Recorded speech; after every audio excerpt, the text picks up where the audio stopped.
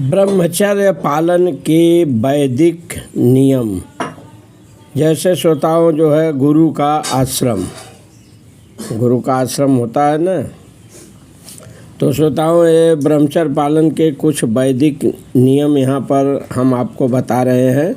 अभी पिछले वीडियो में ब्रह्मचर्य पालन के कुछ वैदिक नियम को बताए हैं और कुछ जो है ये सेकंड वीडियो में डाल रहे हैं।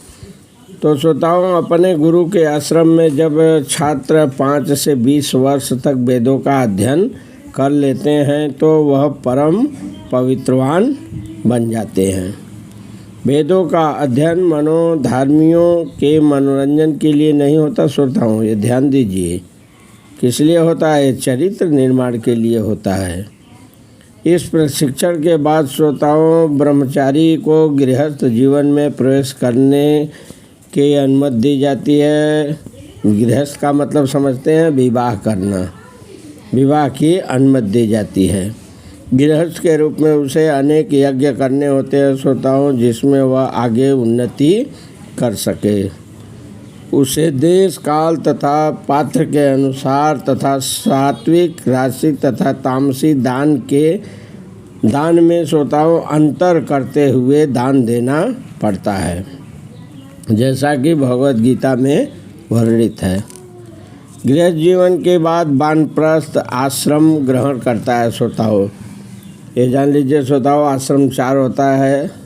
पहला ब्रह्मचर्य, दूसरा गृहस्थ, तीसरा वानप्रस्थ और चौथा सन्यासी।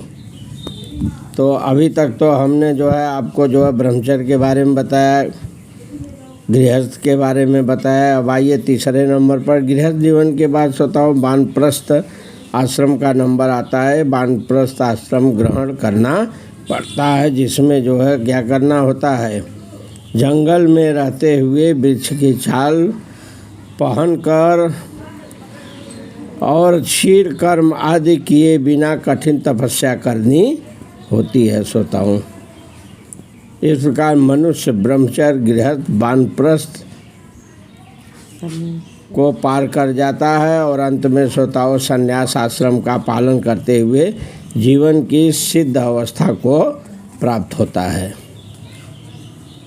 तो जब ये चौथा संन्यास आ जाता है श्रोताओं, ऐसा करते हुए वो सिद्ध अवस्था को जब प्राप्त होता है तो उसे स्वर्गलोक की प्राप्त हो जाती है। और अधिक उन्नति किए हैं अगर वो तो उच्च लोक को जाते हैं, या निर्विशेष ब्रह्म ज्योति को जाते हैं, या वैकुंठ को जाते हैं, या श्रोताओं कृष्ण लोक को जाते हैं। वैदिक ग्रंथों में श्रोताओं इसी मार्ग की रूपरेखा प्राप्त होती है। तो ये श्रोताओं ब्रह्मचर्य पालन के कुछ वैदिक नियम है, अभी हमने आपको बताया।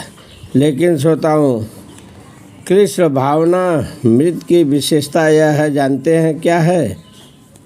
अरे इसकी बहुत विशेषता है, बहुत महत्व है। उसकी महत्व यह है कि मनुष्य एक ही झटके में भक्ति के कारण मनुष्य जीवन के विभिन्न आश्रमों को, अनुष्ठानों को पार कर जाता है। किसके वजह से? भक्ति के कारण। इसलिए हुई न भक्ति श्रेष्ठ, तो इसीलिए कहा जाता है भक्ति सर्वश्रेष्ठ है। अगर कृष्ण भावना में व्यक्ति है तो वह एक ही झटके में श्रोताओं जो है इन सभी को जितना ये सब अभी अब मैंने बताया ऊपर के वीडियो में, ये सबको जो है एक ही झटके में वो पार कर जाता है। तो इसलिए जो है ये भक्ति जो है बहुत सर्वश्रेष्ठ है। अभी पिछले वीडियो में मैंने बताया था भक्ति योग के बारे में। तो यहाँ पर श्रोताओं समय का अभाव है, समय को देखते हुए यहाँ पर विराम दी जाती है। तब तक के लिए एक बार प्रेम से बोलिए श्री कृष्ण भगवान की जय।